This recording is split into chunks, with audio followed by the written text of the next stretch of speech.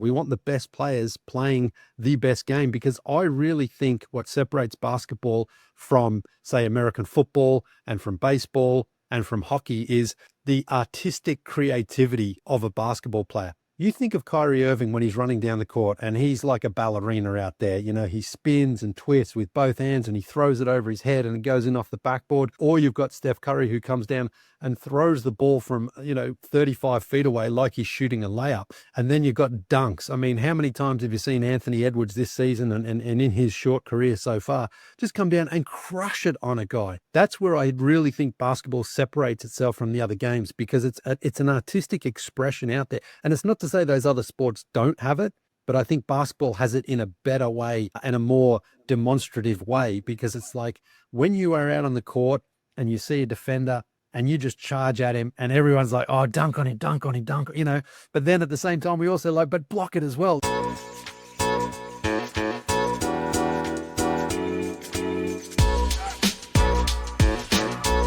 He is the creator of the Basketball Passport, which is his journey to play 20 pickup basketball games in 20 cities across 20 different countries. We welcome back Leigh Ellis onto Hoopsology. Hey guys, thanks very much for having me. Thanks for coming back to the show. Really appreciate it. Always a pleasure to talk to you and just kind of catch up with you, just in terms of not only NBA topics, but your own journey, because I think it's very unique within the basketball space. I think it's just to the core of why we love basketball so much. So just kind of give us an update on your journey. I know last year, in December, you posted like a end of the year recap, just all the countries you visited. So just how's it going and kind of what's next in terms of this journey you've been on? Yeah, so it's I've been to 23 countries now that I've completed. So I'm still going. I'm sort of working on, obviously, still the ultimate goal is to sell it to Netflix or Amazon, one of those companies. And in the meantime, I'm just continuing to sort of build out the content, a few different ideas. A lot of it is sort of gameplay. Then there's court reports, if you like, where I go and inspect a court and talk about that. And there's other sort of activities as well, like in Lima, for example, the country I was in most recently. We hosted a clinic out there while I was there, which was fantastic, with the local Peruvians. So I'm still, the idea itself is still evolving. It's still growing. It's still sort of becoming something that I don't really know the complete answer, because it is one of those things that sort of, the more you do it, the more you sort of understand, like, oh, okay, I should have done that, or I could try this, or I need to do that. And so it's a really, really fun and fulfilling experience learning as you go. And I relate this actually a lot back to when I was 22, when I first left home and I went backpacking. You have these ideas of like, I'm going to go to this city, I'm going to do that, I'm going to blah, blah, blah. But a lot of it sort of doesn't happen until it happens, if you know what I mean, where you go there and someone will say, oh, hey, this is a great city, why don't you go there? This is a good place, or here's an idea. Or even still, a bus ride gets canceled, a plane gets canceled. And so you figure things out as you're going. And I truly believe that those earlier experiences in my life, have helped sort of put me in this position where I'm in now, where I, people say, what's the end goal? Where are you going next? And I'm like, well, I'm still just kind of crafting things here and still trying to get there. I mean, the ultimate goal, as I said, is to get to Netflix, but it's not like I must be there next month or in a year or in 2 years. This may be, I refer to it as my Everest. And someone wouldn't just say tomorrow, hey, I'm going to climb Mount Everest, and they go up and they scale the mountain, they're down in a week. It takes a lot of practice, a lot of preparation. You've got to learn to hike some of the smaller mountains. You've got to take precautions. You've got to learn. You've got to understand. And so that's where I am right now. I think I've done a lot. I've achieved a lot as far as 23 countries has gone. But at the same time, I sort of feel like, the more you learn, the more you realize you have to learn as well. So it's a really exciting experience. I've got a lot more countries kind of lined up, not necessarily locked in yet, but certainly I've had conversations with various people from various cities and countries, and hopefully we can continue to make this happen. So it's a work in progress, and it sure is a lot of fun. Which countries are at the top of your list that you're gunning for? Like in terms of where to go to next? Correct. Yeah. Yeah. Well, a lot in Asia, Hong Kong, China, Vietnam, Singapore, those are probably the number one spots right now. And then it's probably more in Africa as well, Nigeria, Tanzania, Somalia, all these countries. These are the ones that I've sort of either had a contact from or someone's messaged me and said, hey, how can we make this happen? Cameroon's another big one there, Ghana. And so I'm like, okay, these now it's like a big jigsaw puzzle where you're looking for that right piece to fit in and to slot in and how you're going to make it all happen. Because obviously it makes sense if I was to go to Beijing, for example, to try to go to Singapore while I'm there or try to go to Vietnam while I'm there. Like one thing I'm trying not to do is, fly here from Atlanta, spend 15 or 20 hours in a plane and go to one city and then come home. I always try to be like, okay, how can I, even if someone has say invited me to one particular city, how can I then sort of parlay that into at least two or three, maybe with a stopover on the way via somewhere like South Korea, or Japan, and incorporate an extra city or two along the way. So that's the process right now. But again, ultimately, the biggest challenge is financing it and finding a way to make sure that because I'm self-employed and self-funded here, I haven't just got endless resources. So I'm always trying to find ways of local sponsorship, local support, and again, ultimately, I would love to have a strategic partner who could invest some real funds, but not just funds, help with the production, help with the distribution, help with the platforms and things like that. And I've learned so much about just even having conversations about those aspects of what I'm doing. And it's really fascinating when you put yourself in those positions, like, I'm not, that's out of my comfort zone. And, you're like, oh my God, how am I going to negotiate a deal here with an airline or a hotel or whatever it is? But you find like once you sort of jump into the deep end like that, you come away from going, wow, I learned something. And then you apply that lesson to the next time you have a conversation like that. So there's just endless lessons here. And look, I'll be honest, sometimes lessons in the moment kind of suck, because sometimes you're like, oh my God, I can't figure this out. But ultimately, it does help build character, and it helps build up your own understanding of the business. That's really awesome. I mean, as Justin can attest, I am a guy who always had a basketball in the back of my car until I retired from playing competitively. I used to call it half basketball will travel.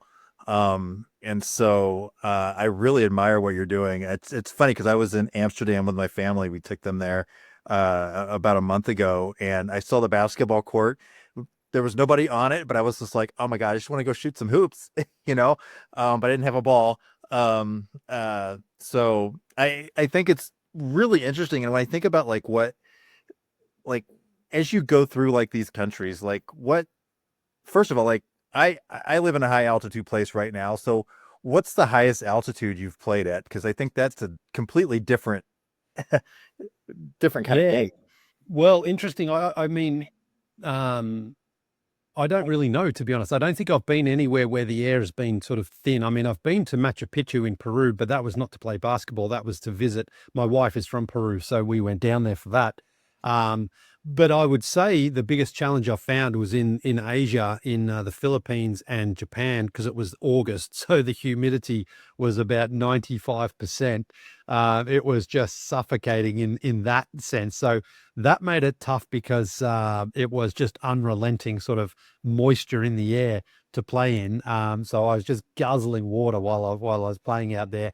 I played in Nairobi in Kenya, and that was hot, but it was a dry heat, but it was an intense heat. Nairobi, Kenya is a beautiful, beautiful country, but the intensity of the dryness there, it's actually kind of, it is kind of depressing in some ways in Nairobi, because I went to the big Nairobi National Park, which is in the city there, but it is just so brown. It is just so dry. You wonder how all the animals do survive, because it just hasn't rained for a long time. Certainly nothing significant. I went to the Masai Mara, which is different. That's very lush and very green. But Nairobi itself is one of the most driest cities that I've ever been to. So, not quite answering your question there, but certainly the climatic impact. I would say those are the countries I've felt it the most. I guess at the other end of the scale, I was in Reykjavik in Iceland, and it was oh man, it was cold up there. But it wasn't like minus 20 or anything like that. I've been colder in Toronto than I was in Reykjavik, but overall, I would say it's those intense humidity cities in Southeast Asia are very, very tough. Yeah, I can't even. I mean, I can imagine. I grew up in the Houston area where the humidity is like crazy. So I can imagine. I remember just drinking tons of Gatorade and water and just keeping hydrated and just like my friend of mine would always, take his shirt off and I would hate having to guard him because he would be like slip and slide, Yeah. you couldn't even put your arm against him because you're just sliding off of him. Yeah. That's the only gross part about playing basketball sometimes when someone one of those dudes who's just so sweaty just brushes past you and you're just like, oh, yuck, like that's, but listen, I've been that guy as well. So I'm sure there's a few people who have been like, yeah, what's that guy doing here? He's the same. But one other thing I'll say, Alan, you said you didn't have a ball and that is something that I have had everywhere I've traveled. I always make sure I pack a ball and a pump for that exact reason, because you just don't want to ever be in a situation, especially if you get a really nice scenic view with the court. And most of the courts I play at are outdoor for the exact reason of like, I love what the outdoors offers. I don't want to go and play inside a beautiful gym because they are beautiful, but they're not distinct. You can't say, well, I can tell, look, if you're in, the Chicago, the United Center, obviously you can tell it's the Bulls or whatever, but I'm talking more about like going to a nice community rec gym where you're like, well, it's beautiful, but that doesn't offer anything. I want people to have seen my content and be like, oh, I love that one in Croatia. I love that one in Brazil. I love that one in Argentina, because it's the traveling aspect of what I'm doing, that demographic of like, you don't just have to be a basketball fan to follow me and to follow what I'm doing. I want the intrigue of the travel and the intrigue of the cities that I'm in for to be just as appealing, so that people who are like, oh, I don't really care about the basketball. I just want to know what city he's in and what I can see from his content there. So that's what I do. And again, I always have a ball, and it saved me a few times, because there's been some times where I've only been there by myself or with one other person, but I've been dribbling away, and I'm like, great, I can get some content out of this. So it's really cool when you do get something out of nothing. That's really cool. I mean, and Justin, don't let me dominate here, but I think about like the travel aspect and dealing with jet lag and all of that. But I think one of the things I noticed from your content is food is a very important part of the travel experience. It is for me too. It's like part of, I think it's one, probably like 80% of why we travel, just to go taste new food or get good food. Oh, no question about it. I think that, usually with traveling for me, it's like the monuments or the historical sites of what you're going to see. Like, for example, if you go to Rome, you want to see the Colosseum. I mean, that's it. But then you want to eat like the best food you can. And food is another one of those shared experiences where so many people have said to me, when I'm in their city, like, right, we've played the game, we've shot some content or whatever. Now let's go and eat. Let's go and drink. Let's go and let me take you somewhere. Let me show you what we have as the experience. And in Greece, for example, in Athens, this one guy, a really, really nice guy, when he told his grandma he was coming to play and what I was doing, well, she baked this cheesy, like spinachy bread thing. I can't even remember what it was. She baked it and said, tell him this is what, this is where what we make in our area. And so they brought that out for me. Now, a lot of people bring bananas. People who know me know I love bananas. I love it. But they also bring whiskey and they bring alcohol and they bring all sorts of drinks and things for me to try. And that's great. And then in Tokyo, I went and had some of the most amazing ramen that I've ever had.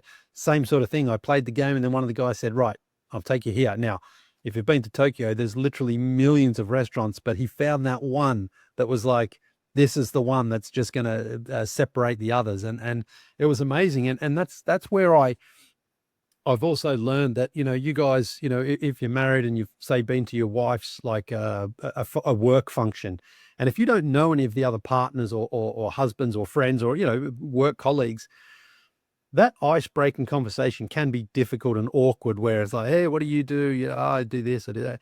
Well, what I have learned in my life is basketball just shatters the ice immediately, where it's just like, great, we're playing, we break down, we break those barriers immediately through our love and passion of the game of playing.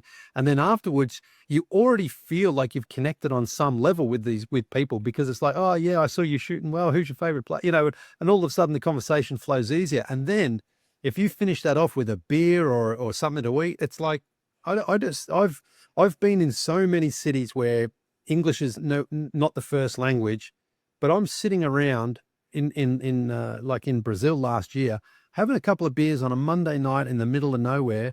Now, most of these guys spoke enough English so we can get by in the verbal sense, but I was like, I don't know any of these. I never met these guys until tonight, and it feels like we've sort of got almost stories of like, oh, remember that time we did this and remember that. Like, we're just sitting around drinking, eating, having a great old time. And, this is why I've always said as well that traveling is just so important, because we are so much more alike than we are different. Now, all those that we think about when we travel, ultimately what happens is, when you sit down and you have a beer and you chat and you talk, whatever, you realize like most people in most cities and most countries in the world basically want the same thing, have a good life, have some friends, have some fun.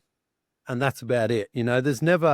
I've never sat down and we've talked politics, hey, tell me about, what do you think about it? It's nothing like that. It's always just like, oh man, if you come back, we're going to do this. And next time we're going to do that. And I'm just like, this is perfect. This is exactly what I want, because you don't have to pretend to be best friends, but when people welcome you to their city, they really want to show it off. And then it's the opposite. I've had a couple of people who have come through Atlanta where I live, and they say, hey, I'm in Atlanta. Say, hey, well, listen, man, let me, meet you for a coffee and show you around the city. So I feel like I've made, a huge network of contacts. Again, not necessarily best friends, but we're Instagram friends. We've had experiences together. And I feel that if ever I'm in any of those cities again, I just shoot people a message and we meet at the basketball court and do it all over again. Leigh, what are your feelings about how the game of basketball is received internationally? I think this year, and Alan and I have talked about this, and especially Alan, I always go to him because I think he's the guru of our group, and just his knowledge, and he's been very optimistic and excited about the basketball we've seen this season so far. But I would say that that's a sentiment kind of shared in the minority in terms of the discourse that you see on a national media or on social media. So just curious from an international perspective, maybe this year and especially last year, kind of your overall vibes of just the NBA in particularly, as a league, in terms of, is it more viewed positively compared to America? Like, kind of what's your thoughts? Well, definitely. And I think now you saw it last year at the Paris Olympics. I think that was the best men's tournament internationally we've ever seen, Agreed. because what it started when the USA did not win the World Cup in Manila the year before. And it was like, KD said, I'm in. Steph said, I'm in. LeBron said, I'm in. Kawhi said he's in. He ultimately didn't play, but that's exactly what we want, because you've got the World Championships, you've got the Olympics, and you've got the NBA. And people will say, well, the NBA are the world champions. It's like, well, it's not really a world championship. How can you say that? The Olympics is not the world championship. That's an Olympic tournament. The World Championships is the World Championships. But if the USA is sending out a second or third ranked team, then people are, well, if they sent their best players, they would win. Well, we got to see that last year, and that's what I loved about it. America won. They deserve to be, given the credit as the best basketball nation in the world. But it wasn't the dream team. It wasn't like they just wiped the floor with everyone by 30 points. What we saw is what we got, where Serbia nearly knocked off America. France was making that real challenge. Remember what it took from Steph Curry to ultimately win the US gold medal. One of the most amazing performances. So for me, that just shows you that the game is growing everywhere, and the USA deserves to be favorite, but they're not that sort of intimidating force where they have been, 20 or 30 years ago, where it's like no one's got any chance.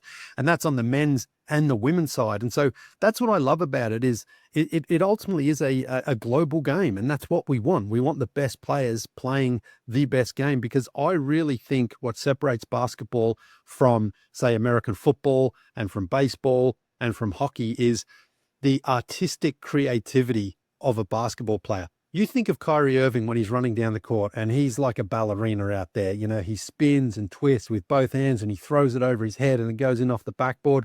Or you've got Steph Curry who comes down and throws the ball from, 35 feet away like he's shooting a layup. And then you've got dunks. I mean, how many times have you seen Anthony Edwards this season and in his short career so far just come down and crush it on a guy? That's where I really think basketball separates itself from the other games, because it's an artistic expression out there. And it's not to say those other sports don't have it, but I think basketball has it in a better way and a more demonstrative way, because it's like, when you are out on the court and you see a defender and you just charge at him and everyone's like, oh, dunk on him, dunk on him, dunk, but then at the same time, we also like, but block it as well. Like we've had some great blocks. Remember the LeBron, of course, on Andre Iguodala. Like, so it's such a case of like, two gigantic forces meeting each other, and we just want to see the great outcome. And so that's what I love about it. And you can be great with your handles, but you also have to score. Some guys are better at going for layups. Some guys are better at just shooting.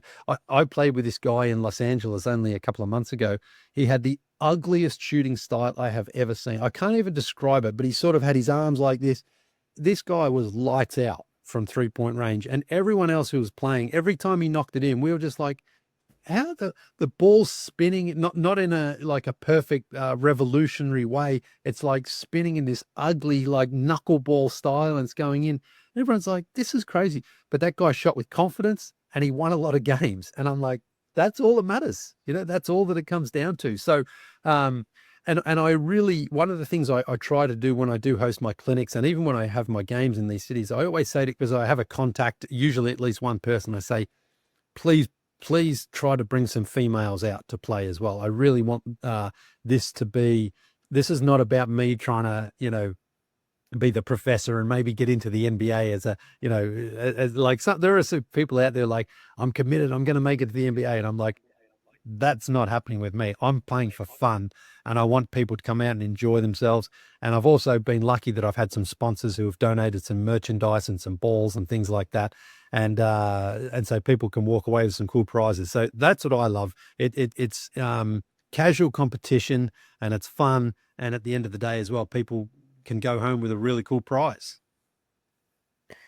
Yeah, I wanted to touch on something you were talking about, like I guess the artistry and beauty of basketball. I think what differentiates it from all the other sports, and you touched on this, is that it's both the individual artistry and mastery with the team artistry and mastery. Whereas something like hockey has got great team artistry, something like tennis has got great individual artistry, but basketball is like this, where the team works together, but then individuals within that team concept can do something just amazing individually. Yeah. And you think of like even, Kobe and Shaq, for example, like, two completely different players, but when they are in harmony, virtually unstoppable, and even though they weren't best friends, they showed that as colleagues, what they could have achieved still. And that's what I love about it, is like, if you were to say, okay, I'm going to build a team around one of these guys, is it Shaq, is it Kobe? It's like, well, Shaq was virtually unguardable in the post. He was, just such a beast. Yeah, but Kobe was able to go and get 40 or 50, whichever argument you want to make there. It's like, they're both incredibly dominant in a slightly different way. And that's also what I love about it, is like basketball, you don't have to be best friends with people to have actually success and have a connection. And that's where it does stand out. And you're right. I mean, I know hockey players, for example, Ovechkin, who just broke the record for the amount of goals scored. He's hit some amazing goals, but I don't see it in the same way that I see, like, I've watched Kyrie Irving now for over a decade, and I'm still just sitting there like, oh my God, did you see that? Like, I've never seen that before, and that's what, again, what makes it so much fun to watch for me. I've been following basketball for over 40 years now, and here I am still seeing things that I'm like, oh my God, that's amazing. How did that guy come up with that? And, that's the thing, like, the NBA is not perfect by any means in terms of like its scheduling and how many games and tanking and load management, all that sort of stuff. But the actual, when you break it all down and you get the best game played, it's still just as beautiful as it ever was. And I think that's the thing. I mean, most sports, no sport is immune to challenges. You know, every sport is. But I really love the fact that you know, I can watch a game in America, I can watch the Euro League, I can watch games in Asia, I can watch games in Africa or Australia, and it's the same passion, it's the same commitment, and it still excites me to this day, even though I've seen thousands and thousands of games. Leigh, this has been a fantastic chat. Thank you for joining us. Really appreciate it. Can you let our audience know where you can find you on social media, where they can keep following your travels and anything else you're up to the rest of the year? Yeah, best thing is just Instagram and TikTok. That's where I post most of my stuff, and YouTube, where I am just Leigh Ellis. I've fortunately got my handles there sorted out. I post everything that I'm doing pretty much on there. I will be in Hong Kong later in the year. I haven't got the details just yet. We're working on some dates, probably around August. And in between that, there's a couple of things that I'm working on. I can't quite announce right now, but as soon as I do have confirmation, I'll be posting usually in my stories on Instagram. And yeah, so if you're in any of the cities I'm in, it'd be great to catch up with whoever's there. I always, like I say, I'll always have a few prizes. I've got some cool Mitchell and Ness hardware jerseys to give away, a couple of EuroLeague balls. So once I have details, I'll post and promote, and hopefully, you know, see a few people along the way. Awesome. Thank you, Leigh. Much appreciated. Thank you, Leigh.